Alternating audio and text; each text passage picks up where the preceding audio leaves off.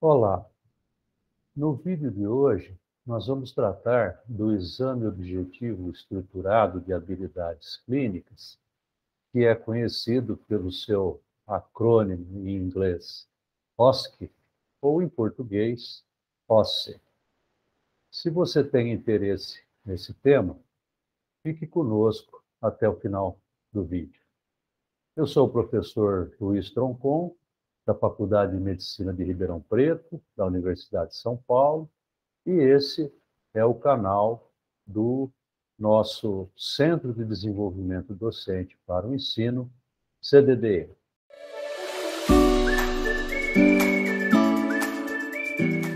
Muito bem. Esse primeiro slide mostra, conforme esquemática, os princípios da avaliação de habilidades clínicas, que consistem na observação e no registro de comportamentos indicativos do domínio das habilidades ou competências que estão sendo avaliadas. E os seus componentes. Em geral, se solicita a um avaliando que execute uma tarefa clínica junto ao paciente, e a execução dessa tarefa, ela é observada e registrada por um avaliador que faz, então, o juízo sobre a adequação da execução daquela tarefa. Ao longo do tempo, essa avaliação de desempenho clínico, diretamente observada, ela tem sido feita por métodos chamados tradicionais ou não estruturados, né, que são executados em cenários não estruturados, nos locais onde se presta atenção à saúde, em ambiente clínico, né, e consistem basicamente de dois métodos, né? O caso longo, onde se observa a execução de um ato completo, por exemplo, uma consulta médica, e os casos curtos, que são uma sequência de pequenas tarefas que o avaliador solicite que o avaliando ou a avalianda execute de uma forma mais restrita, mais focalizada.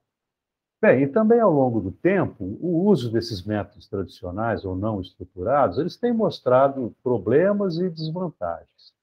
Por exemplo, nem sempre se encontra nas unidades de atenção à saúde casos que sejam adequados para avaliação. É bem conhecido também a existência de diferenças importantes entre as pessoas quando atuam como avaliadores, os mais estritos ou severos, os mais generosos, aqueles que têm dificuldade de formar um juízo, né? Um outro problema muito importante que tem sido relatado, inclusive na literatura, né, é a falta de tempo dos avaliadores para observar diretamente o trabalho dos estudantes quando se trata de um caso longo. Isso criou até um outro método, que eu acho que é completamente sem propósito, que é o caso longo não observado, né? E, em função disso, né, a literatura também registra repetidas demonstrações de validade questionável e de baixa fidedignidade ou confiabilidade no uso desses números. E foram essas as razões que motivaram o professor Ronald Harden e sua equipe da Universidade de Dundee, na Escócia, a desenvolver o exame clínico estruturado, que foi publicado pela primeira vez no British Medical Journal em 1975. E alguns anos mais tarde, uma publicação mais completa no Medical Education, onde esse método foi batizado com esse acrônimo de OSCE ou OSCE. Na descrição original do professor Harder, né, era configurada um circuito com 8 estações, mas das quais somente 2 eram com pacientes.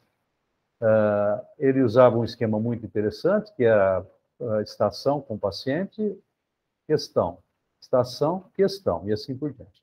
E 2 das estações eram com material clínico, por exemplo, foto do paciente ou um traçado eletrocardiográfico para ser interpretado. Né? Devemos lembrar que no início da década de 70, né, você colocar uma foto colorida de um paciente ou um traçado eletrocardiográfico numa prova convencional, numa prova escrita, era uma coisa difícil e muito cara. Então, foi um recurso que ele achou também, né, para incluir no seu exame na forma original como ele foi escrito. Hoje em dia, né, se emprega um um número mais ou menos parecido, desejavelmente maior de estações, 10, 12 estações, todas com pacientes. Quer dizer, é um exame que ele é ideal para ser feito com pacientes, né? Estações curtas, de 5 a 10 minutos, e a possibilidade de fazer vários circuitos, né? Com réplicas, tréplicas, várias reproduções de cada estação, se você tem necessidade de examinar um número muito alto de pacientes. E em cada circuito, os estudantes são posicionados, né, estudantes A, B, C, D, são posicionados nas várias estações, e depois que decorre esse tempo, de 5 a 10 minutos, tocam um sinal e eles se mobilizam de uma estação para outra até completar o circuito. Aqui nós vemos nesse esquema, né, um exame com 10 estações, aqui num único local. Né? É apenas uma representação esquemática, porque, em geral, se cuida para fazer um isolamento visual e acústico das estações. Né? Mas esse esquema ele serve para nos mostrar que, por exemplo, nós temos aqui duas estações, a número 5 e a número 7, que não tem pacientes. Aqui é uma simulação no computador e aqui provavelmente está respondendo uma questão ou analisando uma imagem, como no OSCE original. Né?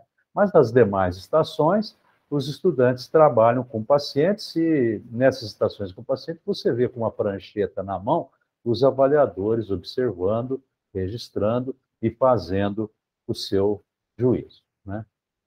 Bem, aqui no Hospital das Clínicas, nós trabalhamos há mais de 20 anos com o OSCE e usávamos, né, antigamente, um dos corredores da nossa ala de ambulatórios, né, que tem 12 consultórios em cada lado. Então, tivemos a oportunidade de fazer até OSCEs com mais de 20 estações, né, mas, em geral, é com 10 ou 12 estações que são montadas, por assim dizer, dentro dos consultórios. E você vê aqui, no instante inicial, os estudantes nas portas dos consultórios ou estações, eles estão lendo as instruções, aí toca o sinal, eles entram e começam a trabalhar nas estações, e o corredor fica somente com o pessoal da coordenação do exame.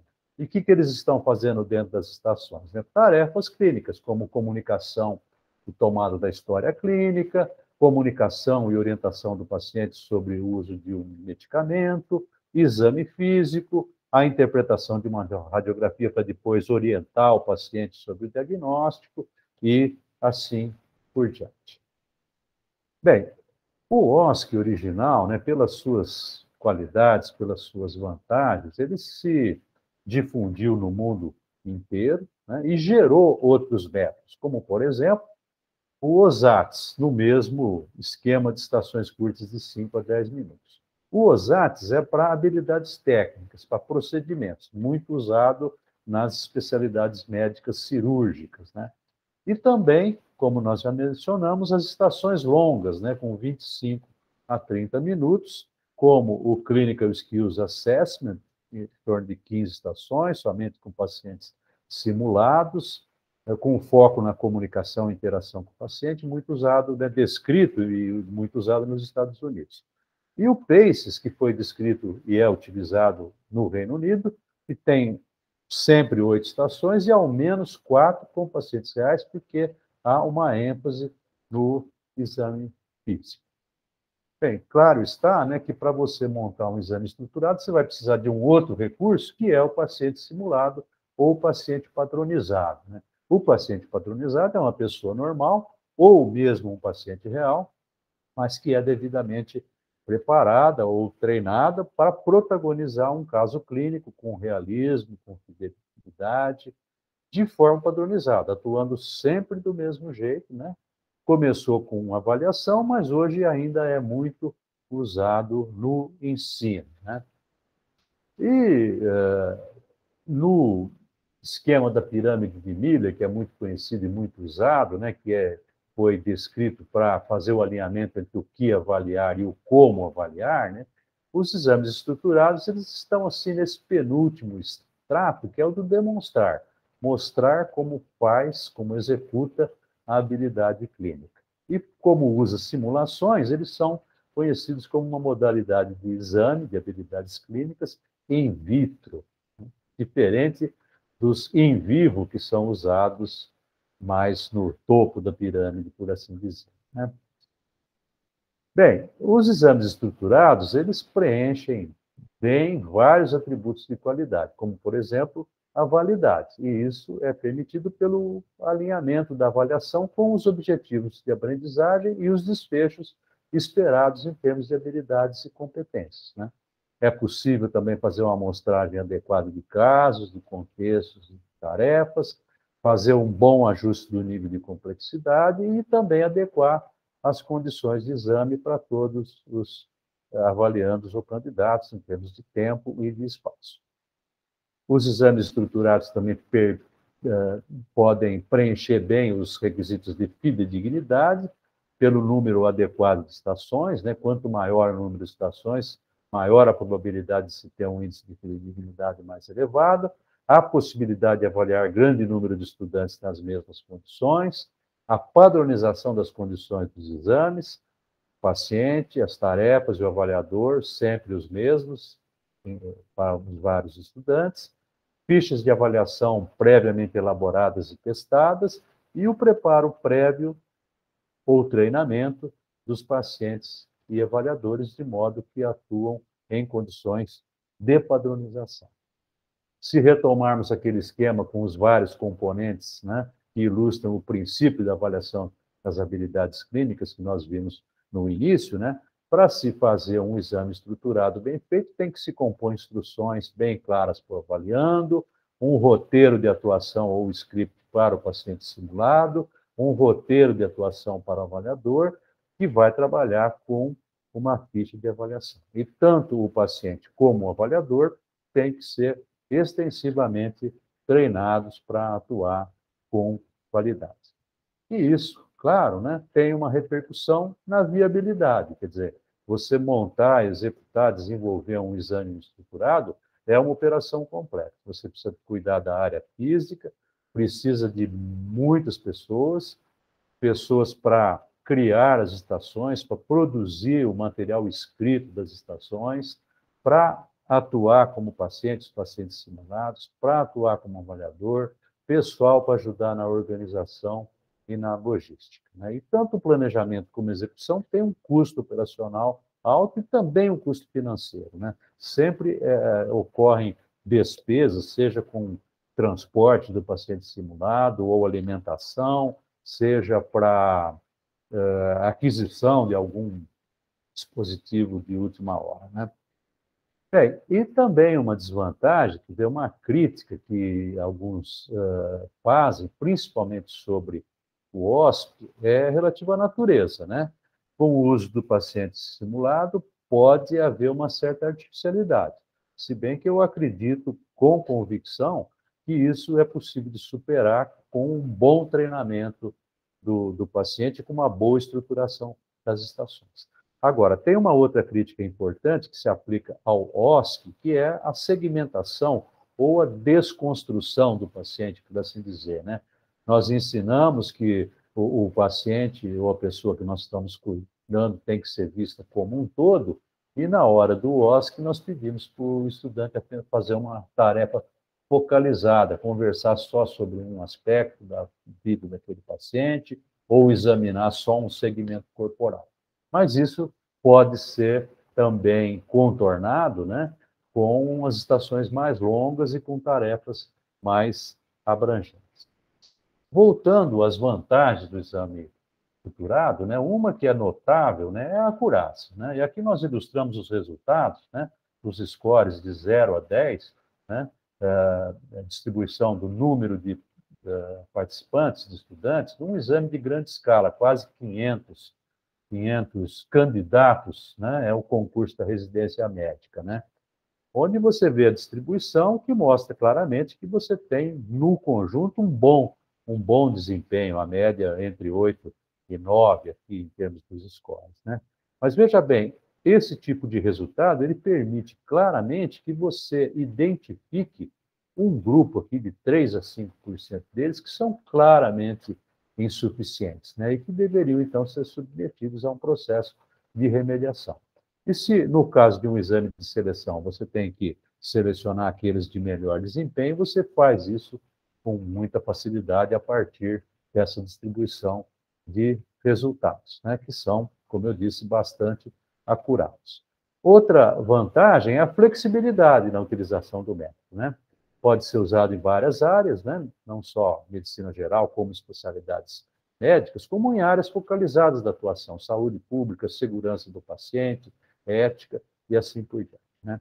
Uma mesma estação, um mesmo exame, né, fazendo os devidos ajustes, ele pode ser utilizado para diferentes níveis de formação. O estudante de início, ou de meio, ou de final de curso, o profissional em treinamento, ou já formado, exames de especialista, título de especialista e assim por diante. E da medicina, onde ele foi descrito, ele se difundiu para outras profissões. E aqui no Brasil eu tenho conhecimento do uso do exame estruturado na enfermagem, na odontologia, na fisioterapia, na farmácia e em cursos de nutrição, né? Uma coisa também muito destacada que a gente deve ressaltar é o impacto educacional favorável, né? Quando se faz bem feito, os estudantes ficam muito satisfeitos de terem participado do exame estruturado e essa participação ela motiva e encoraja o aprimoramento, né? Temos também depoimentos, né, dos estudantes que dizem que eles aprendem durante a avaliação, né? E também que as tarefas auxiliam na integração de conhecimentos e habilidades, né? Tem uma coisa muito importante de impacto educacional, que é um impacto pedagógico, né? Que é ressaltar para os estudantes o que é importante a ser ensinado e aprendido. E também se adequa muito bem à avaliação formativa. Nós temos uma experiência de décadas, né, de dado evolutivo individual para o estudante em 1 a 2 minutos em cada estação, logo depois do término da realização das tarefas, né? E eu termino fazendo essas 4 considerações finais, né? A primeira delas é que o modelo de exames estruturados de habilidades e competências clínicas é um excelente recurso para avaliação somativa de um grande número de estudantes. Quando adequadamente utilizado, preenche critérios de validade e atinge altos índices de fidelidade, mostrando a alta qualidade desse modelo. Porém, apresenta limitações e desafios que são de viabilidade, dado o alto investimento necessário em termos de tempo, de trabalho e de recursos necessários, principalmente recursos humanos, pessoas, para as diferentes funções.